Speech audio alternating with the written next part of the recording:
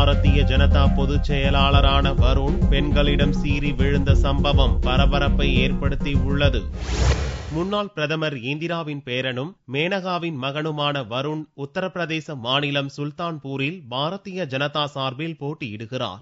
இறுதிக்கட்ட தேர்தல் பிரச்சாரத்தில் ஈடுபட்டிருந்த வருண் மகளிர் அணியினர் ஏற்பாடு செய்த கூட்டத்தில் பேசினார். கூட்டத்துக்கு வந்திருந்த பெண்கள் தனது பேச்சை கவனிக்காமல் சலசலவென பேசிக் கொண்டிருந்ததை கண்ட வருண் திடீரென கோபமுற்றார். நீங்கள் என்ன பைத்தியமாகி விட்டீர்களா என்று கூறியவர் கொஞ்ச நேரம் அமைதியாக இருக்க முடியாதா என்றும் கோபத்துடன் கேட்டார்.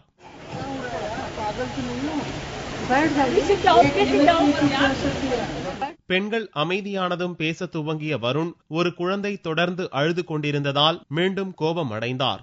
ஏன் 1 வயது குழந்தையை தூக்கிக் கொண்டு கூட்டத்துக்கு வருகிறீர்கள் என்று அந்த குழந்தையின் தாயை திட்டினார். क्यों लाते हो यार 1-1 साल के बच्चों को मीटिंग में, क्या फायदा है इस चीज का? न्यूसेंस ही तो होता है.